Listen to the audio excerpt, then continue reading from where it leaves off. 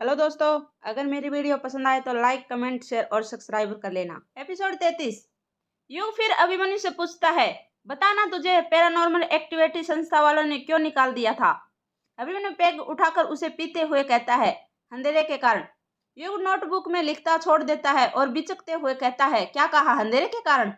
हाँ यार, वो मुझे ना निक्टोबोकिया है। युग कुछ सोचते हुए कहता है, निटोफोबिया मतलब तुझे अंधेरे से डर लगता है? हाँ यार, ये अंधेरा ही तो है जिसने मेरी जिंदगी के सपने को अंधेरे में डुबा दिया। सपने के अंधेरे में डुबा दिया मतलब तू साफ साफ बताना, कहना क्या चाहता है? और क्यों तुझे पैरानॉर्मल एक्टिविटी संस्था वालों ने निकाल दिया था? हाँ बताता हूँ। आज से 3 महीने पहले जब मेरी ट्रेनिंग चल रही थी तो हमारी टीम में एक मशीन में गए थे जिस बड़े बड़े पैरानॉर्मल एक्सप्रोमेशन थे। हम लोगों को एक सुरंग के अंदर ले जाना था। सुनने में आया था कि उस सुरंग के अंदर कई पैरानॉर्मल एक्टिविटी होती हैं, कई अदृश्य आत्माएं भटक रही हैं। हमें उसे पता लगाने के लिए गए थे। जब हम सुरंग के अंदर गए तो हमने देखा जैसे जैसे हम सुरंग के अंदर जाते जाते जा रहे थे तो अंधेरा बढ़ता जा रहा था। युग गौर से अभिमन्यु की सारी बातें सुन रहा था। अभिमन्यु को देखकर ऐसा लग रहा था कि उसने शराब पीकर रखी हुई हो। ऐसा लग रहा था कि जैसे वो अपने पूरे होश में था। अभिमन्यु आगे की बात बताते हुए कहता है, सुरंग के अंदर और आगे बढ़ने पर वो सुरंग 2 भागों में डिवाइस हो गई थी। उसके साथ हमारी टीम भी डिवाइड हो गई। मेरी टीम में पलक और दीप्ति थी। हम तीनों सुरंग के एक भाग में चले गए थे और बाकी की टीम दूसरे भाग में। जैसा कि मैंने तुझे बताया था कि जो अदृश्य शक्तियां होते हैं उन्हें हम मोबाइल की टॉर्च से की रोशनी में नहीं देख सकते। इसलिए हम लोगों ने ही पहले से एक मोमबत्ती लेके आए थे। हम लोगों सुरंग के अंदर आगे ही बढ़ रहे थे कि पैरानॉर्मल एक्टिविटी होने शुरू हो गई थी। उस सुरंग के अंदर जो पत्थर रखे हुए थे वो अपने आप हवा में उड़ने लग गए थे। युग अपना मुंह फाड़ते हुए कहता है, क्या बात कर रहा है यार, पत्थर अपने आप हवा में उड़ने लग गए? हाँ, यकीन करना मुश्किल है पर यही सच है। अक्सर जिंदगी में हमारे साथ कुछ ऐसे हादसे हो जाते हैं जिसके बारे में यदि हम दूसरों को बताते हैं तो यकीन नहीं होता जब तक वो हादसे खुद उनके साथ घटित ना हो जाए। जैसे ही पत्थर हवा में उड़ने लगे हमारी मोमबत्ती अपने आप बुझ गई और सुर्ख के अंदर गहरी अंधेरा छा गया। मैं कुछ समझ नहीं पाता कि क्या हो गया। उससे पहले अगले ही पल में मुझे पलक और दीप्ति की सुनाई देने लग गई। मेरी कुछ समझ नहीं आ रहा था कि मैं क्या करूं। ऊपर से अंधेरा, मेरा डर बढ़ते जा रहा था। मैं सुर्ख से जितनी जल्दी भागकर बाहर जा सकता था भाग गया। युग हैरानी के साथ कहता है, क्या कहा, भाग गया? हाँ, और क्या करता? कहा तो अंधेरे से मुझे डर लगता है। फिर उन दोनों लड़कियों का क्या हुआ? उन दोनों लड़कियों को दूसरी टीम ने बचा लिया था। वो दोनों वहीं पर बेहोश हो गई थी। दीप्ति तो ठीक थी पर पलक की हालत गंभीर थी। वो तो कोमा में भी चली गई थी। क्या कहा, कोमा में चली गई? हाँ यार, आसान थोड़ी है पैरानॉर्मल एक्टिविटीज एक्सपर्ट बनना। जान की बाजी लगानी पड़ती है। कब क्या हो जाए हमें खुद को नहीं पता। हम एक ऐसे दुश्मन से लड़ रहे होते हैं जो हमें दिखाई नहीं देता। अपनी टीम को अकेला ही छोड़कर भागने के कारण पैरानॉर्मल संस्था वालों ने मुझे निकाल दिया, क्योंकि हमारी पहली शर्त ही यही होती है कि चाहे कुछ भी हो जाए, तुम्हारी जान क्यों ना चली जाए, तुम अपने साथी का साथ नहीं छोड़ सकते। मैंने ये सब तोड़ दी थी। अच्छा तो ये बात है, पर यार जिस रात तुझे मुझे मिला था तो उस रात भी तो तू काला जांडी जंगल में अकेला ही था और अंधेरा भी बहुत था। तो क्या तुझे तब भी डर नहीं लगा? उस डर पर ही तो काबू करना सीख रहा हूँ मैं, और काफी हद तक सीख गया हूँ।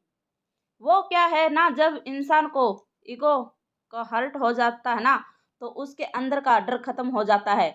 मेरा सपना था कि एक बढ़िया पैरानॉर्मल एक्टिविटी एक्सपर्ट बनना है, पर एक फोबिये ने मुझे से वो सपना छीन लिया। इसलिए अब मैं भी उसे अपने अंधेरे में रोज खत्म करते जा रहा हूँ। युग अभिमन्यु के कंधों पर हाथ रखते हुए कहता है, वैसे सच कहूँ तो तुझे पैरानॉर्मल एक्टिविटी एक्सपर्ट बनने के लिए कोई सर्टिफिकेट की जरूरत नहीं है। तू वैसे ही बहुत अच्छा पैरानॉर्मल एक्टिविटीज एक्सपर्ट है। इस तरह अमोदिता और रजनी तहखाने के अंदर बैठी हुई थी। फर्श पर एक कुमकुम से एक सर्कल बनाया हुआ था। उसके अंदर एक स्टार बना हुआ था।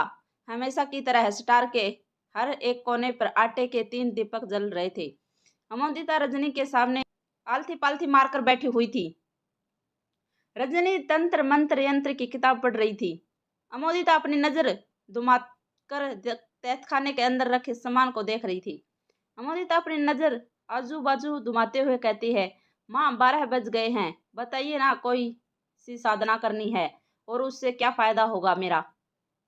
रजनी कुछ जवाब नहीं देती। वो बस बड़े गौर से किताब पढ़ते जा रही थी। अमोदिता मुंह बनाते हुए कहती है, माँ बताइए ना, कौन सी साधना करनी है आज रात, आप चुप क्यों हो। रजनी फिर कुछ नहीं कहती। अमोदिता फिर से पूछती है, अरे माँ बताओ ना।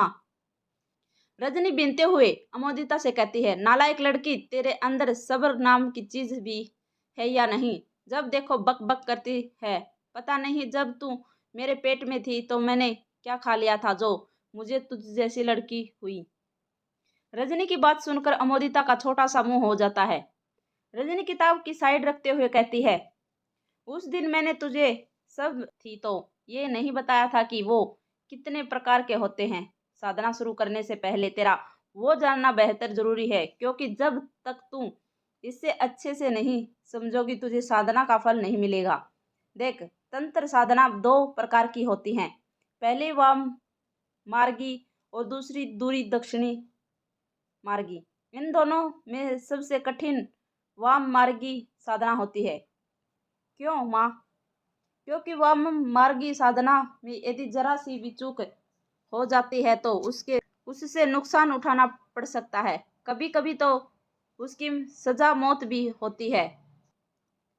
पर इसका एक फायदा भी है, वो है यही कि इसके असर तुरंत होता है।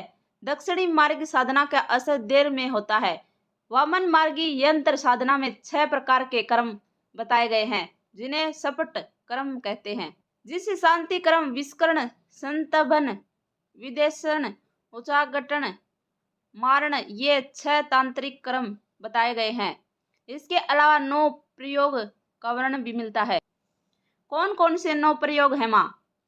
मरण, मोहन, संतभन, विशेषण, उच्चाटन, विस्करण, आस्करण, यक्षणी साधना तथा रसायन क्रिया तंत्र। जैसे ही अमोदिता फिर से ये यक्षणी का नाम सुनती है तो बखलाहट के साथ पूछती है, माँ फिर ये यक्षणी, आखिर ये यक्षणी साधना होती है क्या, बताइए ना। रजनी गुस्से से कहती है, मैंने उस दिन तुझे कहा था ना, अभी बस शुरुआत है, जब तू उसके लायक हो जाएगी तब बताऊंगी। यक्षणी साधना क्या होती है, ये बात अभी जो मैंने तुझे समझाया वो समझ में आया? अमोदिता मुंह बनाते हुए कहती है, क्या खा समझ में आएगा माँ, मेरे तो बस सिर के ऊपर के से निकल गई। कितने कठिन शब्द हैं, मुझसे तो बोला भी नहीं जा रहा। पता नहीं चल रहा है कि ये सब होता है क्या। अरे नालायक, तू बोलना चाहे ना, ये तेरे कॉलेज की क्लास नहीं चल रही जो मुंह है बंद करके बैठी हुई है। ये जादू टोने की क्लास है। अगर समझ में नहीं आता तो बोलकर, वरना कभी एक अच्छी सौदाइन नहीं बन पाएगी। हाँ माँ, अब ध्यान रखूंगी। देख, मैं बताती हूँ तुझे। जैसे रोग, कुकृत्य और ग्रह आदि की शांति की जाती है, उसकी शांति कर्म कहा जाता है। जिस कर्म से किसी इंसान को वश में किया जाता है उसको विस्करण कर्म कहा जाता है। जिस कर्म किसी इंसान का व्यापार या तरक्की को रोक दी जाए उसे संतभ कर्म कहते हैं। जिस कर्म से यह किसी 2 लोगों के बीच के प्रेम खत्म कर दिया जाए उसे विदेशी कहा जाता है। जिस कर्म से किसी प्राणी को समझा देश आदि से अलग कर दिया जाता है उस उच्च घटन कर्म कहते हैं। और अब आखिर का मरण कर्म, जिस कर्म से किसी की जान ली जाए उसे मरण कर्म कहते हैं। अब समझी? अमोदिता अपना सिर हिलाते हुए कहते हैं, हाँ माँ, अब कुछ समझ में आ रहा है। अब हम बात करते हैं मंत्रों की। देख, मंत्र 3 प्रकार के होते हैं। पहला वैदिक मंत्र, दूसरा तांत्रिक मंत्र, तीसरा सबर मंत्र। इन्हें जाप करने की भी 3 तरीके होते हैं। कौन कौन से 3 तरीके होते हैं माँ? देख, जिससे जप की ऊंचे स्वर में स्पष्ट शब्दों में मंत्र का उच्चारण किया जाता है उसे वाचिक जप कहा जाता है, और जिस जप में मंत्रों का जाप मन ही मन किया जाता है उसे मानस जप कहा जाता है।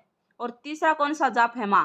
तीसरा है उपासु जप। इसमें जप करने वाले सिर्फ जीभ या होठ ही हिला सकते हैं, लेकिन आवाज सुनाई नहीं देती है, बल्कि धीमी गति से जप करना पड़ता है।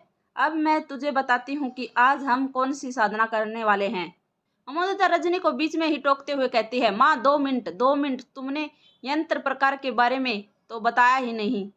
नालायक लड़की, यंत्र प्रकार के बारे में उस दिन तो बताया था ना, भूल गई? यंत्र 2 तरीके से बनाया जाता है, पहला अंक द्वारा और दूसरा द्वारा किसी यंत्र। इन दोनों का प्रयोग किया जाता है। और हाँ, एक बात याद रखना, हमें दिशा का बहुत महत्व होता है। क्या महत्व होता है माँ दिशा का? देख, प्रत्येक यंत्र की दिशा निर्धारित होती है। धन प्राप्ति से संबंधित यंत्र या कवच पश्चिम दिशा की ओर मुंह करके रखे जाते हैं। सुख शांति संबंधी यंत्र या कवच पूर्व दिशा की ओर मुंह करके रखे जाते हैं। विष्करण समोहन या आकर्षित यंत्र का कवच उत्तर दिशा की ओर मुंह करके रखे जाते हैं। शत्रु बंध और कुरी क्रम से संबंध यंत्री या वच दक्षिण दिशा की ओर मुंह करके रखे जाते हैं। यंत्र बनाते या लिखते समय दिशाओं का ध्यान जरूर रखना चाहिए, समझी? हाँ माँ, समझ गई। रजनी अमोदिता पर भिनते हुए कहती है, मैंने तो सोचा था कि तू थोड़ी अक्लमंद होगी, पर तू तो बड़ी नालायक निकली। पता नहीं नर्स कैसे बन गई, यंत्र के प्रकार ही भूल गई जो उसे दिन बताया था। ऐसे तो काम नहीं चलने वाला। साधना शुरू करने से पहले तेरा साधना क्या होती है उसको समझना बहुत जरूरी है, इसलिए आज रात हम कोई साधना नहीं करेंगे। अमोदिता अपना मुंह फाड़ते हुए कहती, क्या कहा माँ? पर माँ क्यों? पर कुछ नहीं, आज जितना मैंने तुझे बताया है वो सारी बातें अपने दिमाग बिठा ले। साधना अमावस की रात करेंगे, वो भी ऐसी वैसी साधनाएं नहीं, कर्ण पश्चायनी साधना। अमोदिता हैरानी के साथ कहती है, ये कर्ण पश्चायनी साधना क्या होती है माँ? अभी मैं तुझे इसके बारे में भी कुछ नहीं बताऊंगी, पहले मैंने जितना कहा है समझा या है उतना समझ। अमोदिता नाराजगी के साथ अपना सिर नीचे झुका लेती है। इस तरफ अभिमन्यु ने शराब की बोतल अकेले ही खाली कर दी थी और शराब पीने के बाद वो सिगरेट के कश्ती खींचे जा रहा था। युग अभी तक एग्रोनिक खेती के स्टार्टअप के प्लानिंग बना रहा था। अभिमन्यु सिगरेट का कस खींचते हुए कहता है, यार युग, कितना सोचेगा यार, कितना लिखेगा? इतना तो मैं भी एग्जाम में भी नहीं लिखता था जितना तूने आज इस नोटबुक में लिख दिया है। युग नोटबुक में लिखते हुए कहता है, बेटा ये कॉलेज का एग्जाम नहीं है, मेरी जिंदगी का एग्जाम है, इसलिए सोच सोच कर प्लानिंग बनाना पड़ेगा। स्टार्टर ऐप खोलने से पहले प्लानिंग बनाना पड़ता है, वरना एक गलती पर स्टार्टर ऐप बर्बाद कर देती है। तुझे पता है आजकल ज़्यादा स्टार्टर ऐप चल क्यों नहीं पाते? क्योंकि लोग प्लानिंग पहले करते नहीं हैं, बस अपने नाम के लिए स्टार्टर ऐप खोल देते हैं और हार के ठंडे पड़ जाते हैं। हाँ ये भी है, मैंने भी बहुत से लोगों को देखा है जो जोश जोश में स्टार्ट खोल तो लेते हैं। हाँ ये भी है, मैंने अभी बहुत से लोगों को देखा है जो जोश जोश में स्टार्टर ऐप खोल तो लेते हैं, पर जब प्रॉफिट नहीं होता है तो बंद कर देते हैं। यार इसमें भी ना पेशेंस की ज़रूरत होती है, एकदम से पैसा नहीं आता, 2-3 दिन साल लग जाते हैं, कभी कभी तो कुछ सालों तक नुकसान भी उठाना पड़ता है। हाँ सही कहा, वो कहते हैं रिस्क है तो इश्क है, स्टार्टर ऐप में भी तो कुछ ऐसा ही है। युग नोटबुक में लिख ही रहा था कि वो लिखते लिखते कहता है, अरे शिट। अभिमन्यु सिगरेट की एस झड़काते हुए कहता है, अरे क्या हुआ यार, पेन खत्म हो गया तो यार तू दूसरे पेन से लिख ले। यार मेरे पास एक पेन था और मैं सोच रहा था कि यदि आज रात ले आउट बना लूँ तो कल से काम शुरू करूँ। वैसे ही ये यक्षिणी के चक्कर में काफ़ी दिन बर्बाद हो गई। अभिमन्यु कुछ सोचते हुए कहता है, यार इतनी रात में तो इस गांव में कोई दुकान भी खुली नहीं होगी। जैसा ऐसे मैं तुझे पेन लाकर दे दूं। एक काम करता हूँ, मोबाइल के नोट पैड पर लिख लेता हूँ। अरे नहीं यार, जो मजा पेन हाथ पकड़ने में है वो मोबाइल के स्क्रीन पर उंगली लिख घिसने में नहीं। वैसे ये भी मोबाइल सिर्फ ध्यान भटकाता है और कुछ नहीं। यार फिर क्या करें? अरे हाँ, उस रात तुझे वो जो रूम नंबर 666 में से पेन मिला था ना, उसे लिख ले। कौन सा पेन यार? अरे वही जो अपने आप तेरे हाथ में आ गया था। युग अपनी जगह पर से उठता हुआ और कुछ ही देर में अपने कमरे में से वो पेन लेकर वापस आ जाता है। फाउंटेन पेन था जो स्टेनलेस स्टील से बना हुआ था, जिसकी नोक काफी नुकीली थी। युग उस पेन के नोटबुक में लिखते हुए कहता है, अरे ये तो नहीं चल रहा है। इतना कहकर युग उस पेन को खोल देता है और देखते हुआ कहता है, यार इसमें इंक तो भी भरा हुआ है और वो भी सही से। एक सूखी नहीं है, फिर क्यों नहीं चल रहा ये पेन?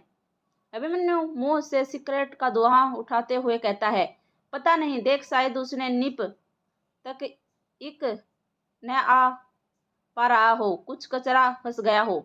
युग उस पेन की नीप को गौर से देखते हुए कहता है, पेन की नीप पर सुख इस लगी हुई है, जिस कारण नई सिक नीप तक नहीं आ रहा है। युग नीप पर लगे सूखे इंक को अपने नाखून से ही साफ करने लग जाता है। इंक को साफ करते हुए वक्त नीप से युग के नाखून में गहरी खरोंच लग जाती है। युग खरोंच को देखता है पर उनमें से खून नहीं निकलता था, इसलिए वो वापस से पेन की निप साफ करने लग जाता है। पेन की निप के साफ होते ही युग पेन के नोटबुक पर घिसने लग जाता है।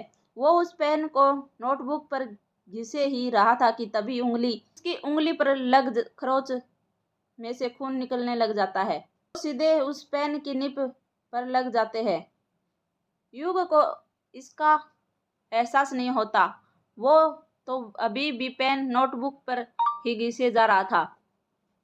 जब अभिमन्यु की नजर युग की उंगली पर पड़ता है और वो देखता है कि उंगली में से खून की बूंद निकल रही थी, तो नशे में धीरे से कहता है, अरे ये तेरी उंगली को क्या हुआ? इसमें खून कैसा? युग अभिमन्यु पर सवाल का कुछ जवाब देता उससे पहले ही पेन चलने लग जाता है और युग खुश होते हुए कहता है, अरे वाह, पेन तो चलने लग गया यार।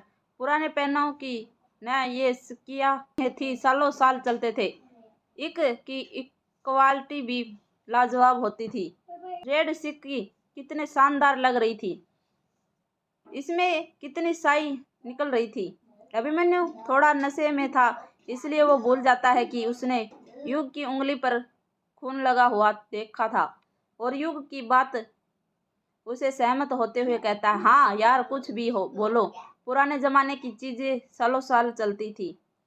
उस वक्त मिलावट और भ्रष्टाचार कम था ना।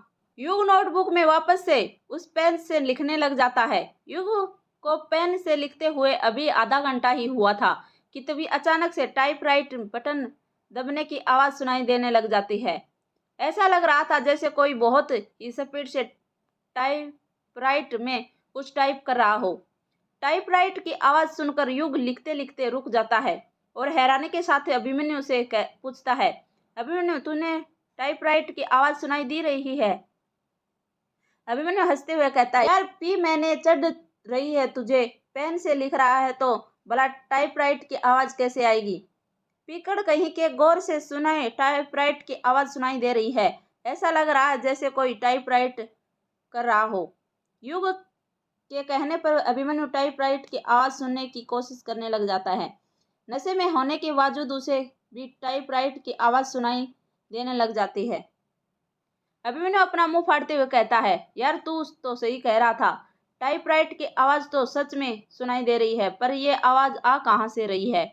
युग टाइपराइट की आवाज गौर से सुनते हुए कहता है, ये आवाज तो ऊपर वाले कमरे से आ रही है और ऊपर तो यक्षिणी का कमरा है। धन्यवाद दोस्तों। अगर मेरी वीडियो पसंद आए तो लाइक, कमेंट, शेयर और सब्सक्राइब कर लेना।